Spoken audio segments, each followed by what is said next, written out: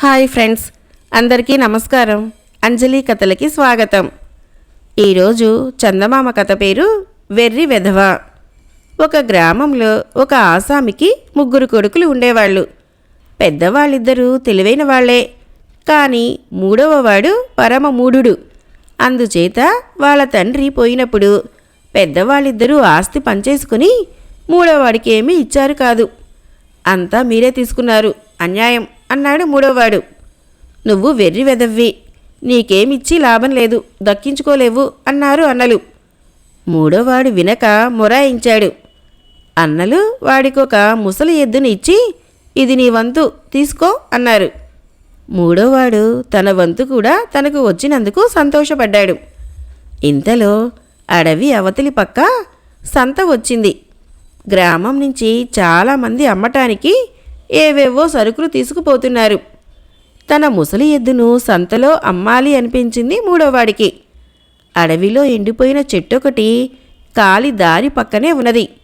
అది గాలికి ఊగుతూ కిర్రు కిర్రుమంటున్నది. 3వవాడు తన ఎద్దును తోలుకుని ఆ చెట్టు పక్కగా పోతూ అది చేసే కిరకిరా శబ్దం విని ఆగి, ఏమిటి, నా ఎద్దును కొంటావా అన్నాడు. చెట్టు కిర్రు కిర్రుమన్నది. అలా అయితే ఒకటే బేరం, 20 రూపాయలు. ఇష్టముంటే కొను, లేకపోతే మానై అన్నాడు 3వవాడు. చెట్టు మళ్ళీ కిర్రు కిర్రుమన్నది. సొమ్ము రేపిస్తానంటావా? మళ్ళీ మాట తప్పవు కదా, రేపు మళ్ళీ వస్తాను, ఇదిగో నీ ఎద్దును నువ్వే ఉంచుకో అంటూ వాడు తన ముసలి ఎద్దును ఆ ఎండు చెట్టుకు కట్టేసి ఇంటికి తిరిగి వచ్చాడు. సంతలో ఎద్దును అమ్మావా అని అన్నలు అడిగారు. ఆహా, అమ్మేశాను అన్నాడు 3వవాడు సంతోషంగా. ఎంతకమ్మావు అని అన్నలు అడిగారు. 20 రూపాయలకు అన్నాడు 3వవాడు. డబ్బేది అని అన్నలు అడిగారు. డబ్బింకా చేతికి రాలేదు, రేపు వస్తుంది అన్నాడు 3వవాడు. వెర్రి వెధవ అని అన్నలు వాడిని నానా తిట్లు తిట్టారు. మర్నాడు 3వవాడు అడవిలో ఉన్న ఎండు చెట్టు వద్దకు వెళ్ళాడు. అక్కడ ఎద్దు లేదు. దాన్ని తోడేళ్లు మాయం చేసేశాయి. నా డబ్బెక్కడా అని 3వవాడు చెట్టును అడిగాడు. గాలికి ఊగుతూ చెట్టు కిర్రు కిర్రుమన్నది. మళ్ళీ రేపా? అదే నాకు మంట. రేపు డబ్బు కక్కకపోతే ఏం చేయాలో అదే చేస్తాను అని వాడు ఇంటికి వచ్చేశాడు. ఎద్దు నమ్మిన డబ్బు చేతికి వచ్చిందా అని అన్నలు వాడిని అడిగారు. లేదు, రేపట అన్నాడు 3వవాడు. ఇంతకు ఎద్దుని ఎవరికి అమ్మావు అని అన్నలు మళ్ళీ అడిగారు. అడవిలో ఉండే ఎండు చెట్టుకు అన్నాడు 3వవాడు. వెర్రి వెధవ అని తిట్టారు అన్నలు. 3వ నాడు 3వవాడు గొడ్డలి పట్టుకొని చెట్టు వద్దకు వెళ్ళి, ఏది నా డబ్బు అని గద్దించి అడిగాడు. చెట్టు గాలికి ఊగుతూ కిర్రు కిర్రుమన్నది. మళ్ళీ అదే మాట అంటూ 3వవాడు గొడ్డలితో దాని పంగలో ఒక్కటి పెట్టి కొట్టాడు. ఆ దెబ్బకు ఒక కొమ్మ విరిగి పడింది. కొంత బంగారం కింద రాలింది. ఆ చెట్టు పంగలో లోతైన తొర్ర ఉంది. అందులో దొంగలు బోలెడంత బంగారం దాచుకున్నారు. 3వవాడు తాను మోయగలిగినంత బంగారము మూటగట్టుకుని ఇంటికి పరిగెత్తి అన్నలకు చూపించాడు. అన్నలు ఆ బంగారం అంతా చూసి నిర్ఘాంతపోయి, ఎక్కడిదిరా నీకింత బంగారం అని అడిగారు. నా ఎద్దును కొన్న చెట్టు లేదు, దాని తొర్రలో ఉన్నది. నేను కొంచెమే తెచ్చాను. ఇంకా బోలెడంత బంగారం ఉన్నది. మీరు కూడా రండి, తెచ్చుకుందాం అన్నాడు 3వవాడు. ముగ్గురు అడవికి పరిగెత్తి చెట్టు తొర్రలో ఉన్న బంగారమంతా 3 మూటలు కట్టుకొని ఇంటికి బయలుదేరారు. దారిలో వారికి గ్రామ పెద్ద ఎదురై, ఏమిటో ఆ మూటలు అని అడిగాడు. కందగడ్డలు అన్నారు అన్నలు. శుద్ధాబద్ధం, బంగారం, చూడు కావలిస్తే అంటూ 3వవాడు తన మూట విప్పి గ్రామ పెద్దకు చూపించాడు. అంత బంగారం చూసేసరికి గ్రామ పెద్దకు మతిపోయింది. ఆయన 3వవాడి మూట మీద కలియబడి గుప్పెళ్లతో బంగారం తీసుకోసాగాడు. ఇది చూసి 3వవాడు తన గొడ్డలితో గ్రామ పెద్ద నెత్తిన ఒక్కటి పెట్టాడు. ఆ దెబ్బతో గ్రామ పెద్ద పెద్దల్లో కలిశాడు. ఏం పని చేశావురా వెర్రి వెధవా, నీ ప్రాణాల మీదకి మా ప్రాణాల మీదకి కూడా తెచ్చావే, ఈ శవాన్ని ఏం చేయాలిప్పుడు అన్నారు అన్నలు. ఏం చెయ్యాలో పాలుపోక చివరికి వాళ్ళు ఆ శవాన్ని దగ్గరలో ఉన్న ఒక పాడు గుడిసెలోకి తీసుకుపోయి దాని నేలలో గుంట తవ్వి శవాన్ని పూడ్చి ఇంటికి వెళ్లారు. కానీ అంత మాత్రానికే ప్రమాదం తప్పినట్టు కాదు. గ్రామ పెద్ద కోసం జనం వెతుకుతారు. వెర్రి వెధవైన తమ తమ్ముడు వాళ్లకు శవాన్ని పాతిన చోటు చూపించి జరిగిందంతా చెబుతాడు. అందుకని ఆ రాత్రి అన్నలిద్దరూ ఆ పాడు గుడిసెకు తిరిగి వచ్చి గ్రామ పెద్ద శవాన్ని తవ్వేసి దాని స్థానంలో ఒక చచ్చిన మేకను పాతేసి గ్రామ పెద్ద శవాన్ని మరెక్కడో పూడ్చిపెట్టి ఇళ్లకు వెళ్ళిపోయారు. 2-3 రోజులు గడిచాక గ్రామ పెద్ద కోసం గ్రామస్తులందరూ వెతకనారంభించారు. మూడోవాడు కొందరిని సమీపించి, మీరు దేనికోసం వెతుకుతున్నారో నాకు తెలుసులే. గ్రామ పెద్ద ఏమయ్యాడని ఒక్కడూ నన్ను అడగడేంటి? నేనే ఆయన్ని చంపేశాను. మా అన్నలు శవాన్ని ఎక్కడ పాతేశారో చూపిస్తారండి అన్నాడు. వాడు జనాన్ని పాడుబడిన గుడిసెకు తీసుకుపోయి, ఇక్కడ తవ్వండి, మీకు శవం దొరుకుతుంది అన్నాడు. గ్రామస్తులు వాడి చూపిన చోట తవ్వితే మేక శవం దొరికింది. వెర్రి వెధవ అనుకొని గ్రామస్తులు వెళ్ళిపోయారు. కథ అయిపోయింది. ఫ్రెండ్స్, మరొక కథ చెప్పుకుందాం. కథ పేరు వృత్తి విద్య. జయపురం రాజుకు జయంతుడని ఒకే ఒక కొడుకు ఉండేవాడు. అతనికి జయపాలుడనే చెలికాడొకడు ఉండేవాడు. ఈ ఇద్దరు గుర్రాలెక్కి రోజు ఉదయం బయలుదేరి కొండల్లో వేటకు పోయి సాయంకాలానికి తిరిగి వచ్చేవారు. వేటకు పోయేటప్పుడు జయంతుడు జయపాలుడు అతి సాధారణమైన దుస్తులు ఒకే రకమైనవి ధరించేవాళ్ళు. చూసేవారికి ఎవరు రాజు కొడుకైంది ఎవరు సేవకుడైంది తెలిసేది కాదు. ఒకరోజు జయంత జయపాలులు వేటాడి అలసిపోయి సాయంకాలం వేళ తిరిగి వస్తూ ఉండగా జయంతుడికి తగని దాహమైంది. వాళ్ళు ఒక గ్రామం వెలుపల ఉన్న బావి వద్దకు వచ్చారు. ఆ బావి దగ్గర కొందరు ఆడపిల్లలు నీరు చేదుతున్నారు. జయంతుడు వారిని సమీపించి తాగటానికి మంచినీరివ్వమని అడిగాడు. ఒక పిల్ల తన కడవులో నుంచి లోటాలోకి నీరు వంచి జయంతుడికి ఇవ్వబోయింది. మరొక పిల్ల ఆమె చేతిలోని లోటా లాగేసుకొని ఆ నీరు అవతల పారబోసి మరొకసారి లోటాలో నుంచి ఆ నీటిని కూడా అవతల పారబోసింది. ఇలా ఆ పిల్ల 6 సార్లు లోటాను నీటితో నింపి అవతలికి పారబోసి 7ఓసారి నింపిన లోటాని జయంతుడి చేతికి అందించింది. జయంతుడు ఆ నీటిని ఆత్రంగా తాగి, మొదటిసారే నీరెందుకిచ్చావు కావు? నన్ను ఏడ్పించడానికా ఉడికించడానికా అని ఆ పిల్లను అడిగాడు. ముక్కు ముఖము తెలియని వాళ్లను బాధించే అలవాటు మాకు లేదు. నీరు చాలా చల్లగా ఉన్నది. మీరు మరీ వేడెక్కి ఉన్నారు. అందుచేత కాస్త జాప్యం చేశాను అన్నది ఆమె. ఆమె ఇచ్చిన జవాబుకు జయంతుడు ఆశ్చర్యపోయాడు. ఆమె చాలా అందగత్తెగా కూడా ఉన్నది. నీ పేరేమిటి అని అతను ఆమెను అడిగాడు. నా పేరు మాధవి. మా తండ్రి గొర్రెల కాపరి. ఎందుకలా అడిగారు అన్నదామె. అడగకూడదా? తప్పా అన్నాడు జయంతుడు ఆశ్చర్యంతో. తప్పు కానట్లయితే మీ పేరేమిటో మీరెవరో కూడా చెప్పవద్దా అని ప్రశ్నించింది మాధవి. నిజం చెప్పనా అబద్ధం చెప్పనా అని జయంతుడు అడిగాడు. మీ స్వభావానికి తగినట్టు ఏదో ఒకటి చెప్పండి అన్నది మాధవి. నిజమే చెప్పాలనుకో, కానీ నేనెవరో ఇప్పుడు చెప్పలేను. తర్వాత నీకు తప్పగా తెలుస్తుందని మటుకు మాట ఇస్తున్నాను అన్నాడు జయంతుడు. తర్వాత జయంతుడు జయపాలుడు అక్కడి నుంచి కదిలి తమ నగరానికి వెళ్ళిపోయారు. మాధవి తప్ప తనకు మరొక భార్య అవసరం లేదని ఆనాడే జయంతుడు రూఢీ చేసుకున్నాడు. అతని మనస్సు మారదని గ్రహించాక అతని తల్లిదండ్రులు ఈ పెళ్లికి సమ్మతించారు. రాజుగారి కొలువులో ఉండే 2 పెద్ద ఉద్యోగులు ప్రధానానికని కొన్ని రత్నాభరణాలు పట్టుబట్టలు తీసుకొని జయపాలుణ్ణి వెంటబెట్టుకొని మాధవి ఉండే గ్రామానికి వెళ్ళి ఆమె తండ్రి అయిన గొర్రెల కాపర్ని కలుసుకున్నారు. రాజుగారు తమ కుమారుడికి మీ అమ్మాయిని చేసుకోగోరుతున్నారు. ఈ పెళ్లి జరిగితే రాజుగారి అనంతరం మీ అమ్మాయి పట్టపురాణి అవుతుంది అని చెప్పారు వాళ్ళు గొర్రెల కాపరితో. వచ్చిన వాళ్ళకి ఫలాలు తెచ్చి ఇచ్చి మగ్గం మీద తివాసి నేయటానికి కూర్చున్న మాధవిని చూసి ఆమె తండ్రి, నాదేమీ లేదు, అంతా దానిష్టం అంటూ మాధవిని పిలిచాడు. ఆమె మగ్గం మీద నుంచి లేచి వచ్చింది. జయపాలుడు ఆమెకు ప్రధానపు నగలు బట్టలు చూపి, రాజుగారు వీటిని నీకోసం పంపారు అన్నాడు. ఆమె వాటికేసి నిర్లక్ష్యంగా ఒకసారి చూసి, రాజుగారికి నా పైన ఇంత అనుగ్రహం దేనికి కలిగిందో అన్నది.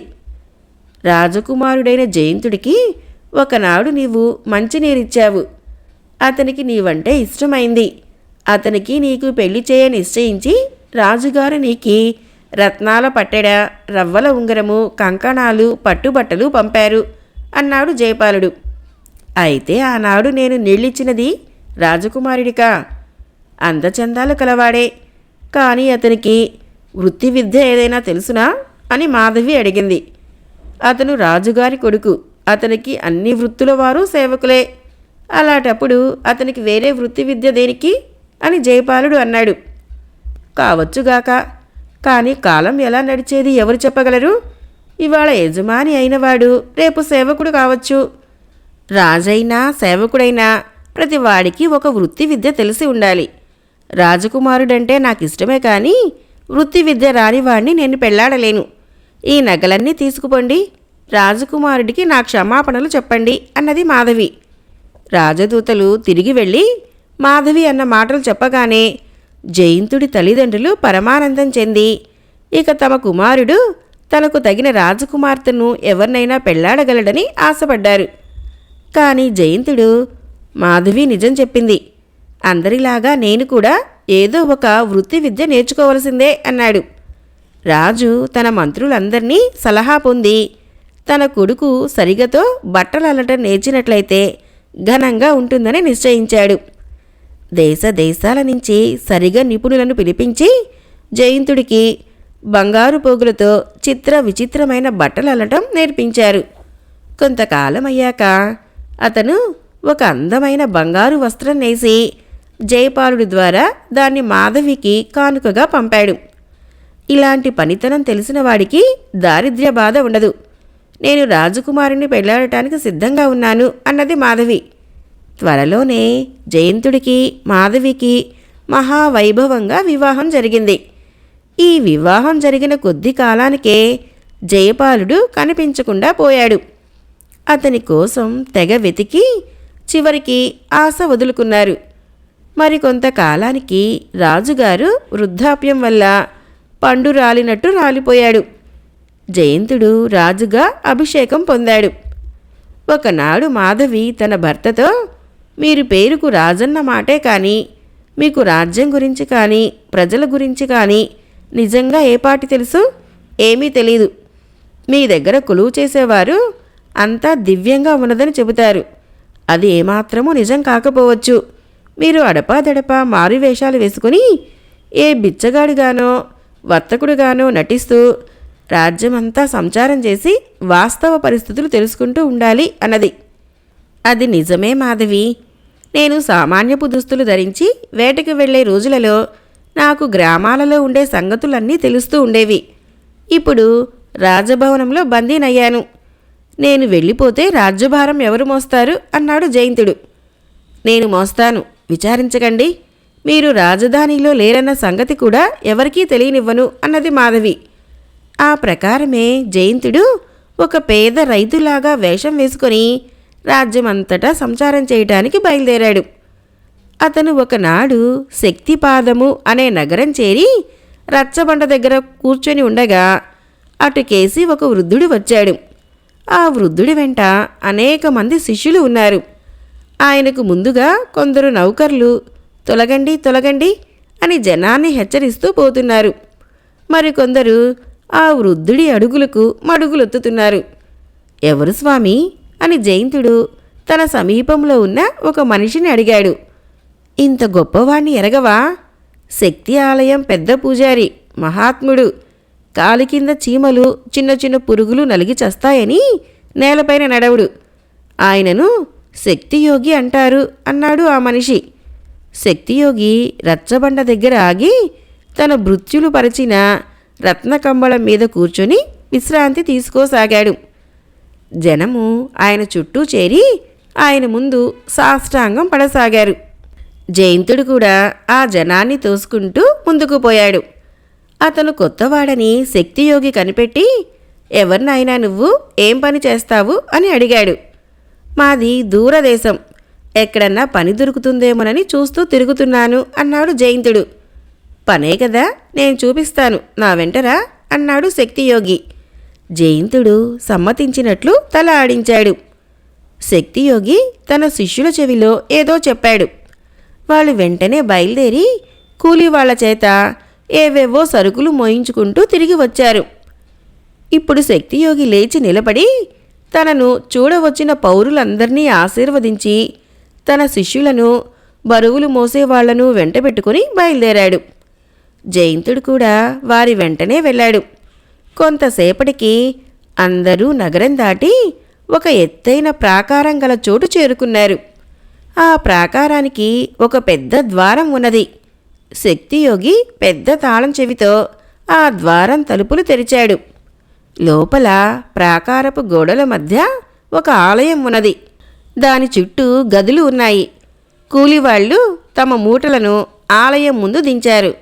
ఆ కూలీలను జయంతుణ్ణి శక్తియోగి ఆలయం వెనుక ప్రాంతానికి తీసుకుపోయి ఒక ఇనప తలుపు తెరిచి, మీరంతా లోపలికి వెళ్ళండి, మీరు చేసే పనులు చెబుతారు అన్నాడు. వాళ్ళు లోపలికి వెళ్ళగానే శక్తియోగి ఇనప తలుపు బయట నుంచి మూసి తాళం పెట్టాడు. లోపలంతా చీకటిగా ఉన్నది. దారి కూడా దిగువకు పోతున్నది. అలా కొంత దూరం భూగర్భంలోకి ఏటవాలుగా దిగి వెళ్ళాక దూరాన చిన్న దీపం కనిపించింది. అదే సమయంలో నల్లని ఆకారం ఒకటి దారికి అడ్డంగా వచ్చింది.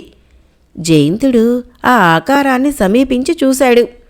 ఎవరో అస్థిపంజరంలాగా ఉన్నాడు. నా వెంట రండి, అంతా చూపిస్తాను అంటూ ఆ మనిషి కొత్తగా వచ్చిన వాళ్లను భూగర్భంలో ఉన్న వేరువేరు గుహల్లోకి తీసుకుపోయాడు.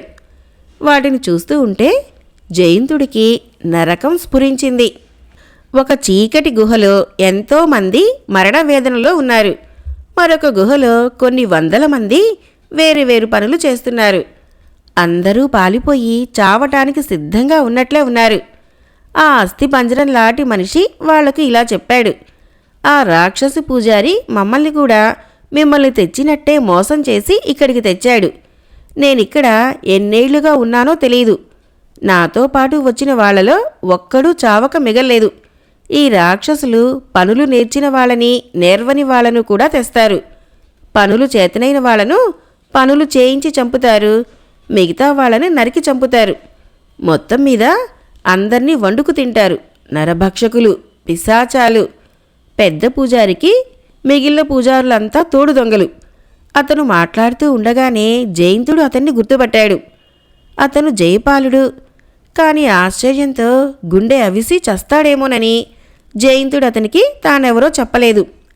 ఇంతలో అడుగుల చప్పుడైంది. యమకింకరుడు లాంటి ఒక పూజారి ఒకడు సాయుధుల్ని వెంటబెట్టుకుని అక్కడికి వచ్చి, మీరేనా కొత్తగా వచ్చిన వాళ్ళు అని అడిగాడు. అవును ధర్మప్రభో అన్నాడు జయంతుడు. మీలో వృత్తి పని చేయగలవారెవరు అని పూజారి అడిగాడు. మేమందరము చేస్తాము. మేము సరిగా బట్టలు అల్లగలము. వాటి ఖరీదు బంగారానికి 100 ఉంటుంది అన్నాడు జయంతుడు. నిజమా అన్నాడు పూజారి.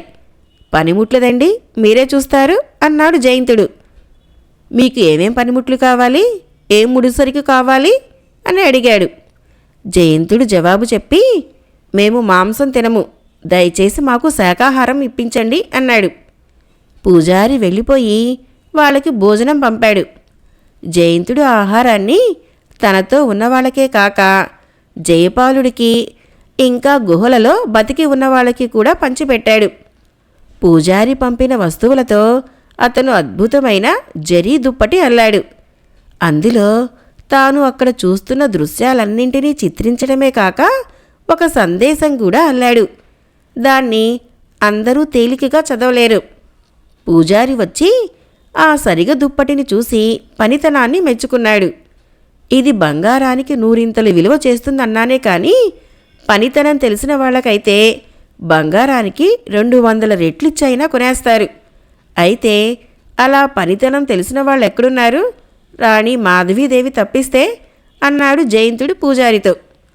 పూజారికి దురాశ పుట్టింది.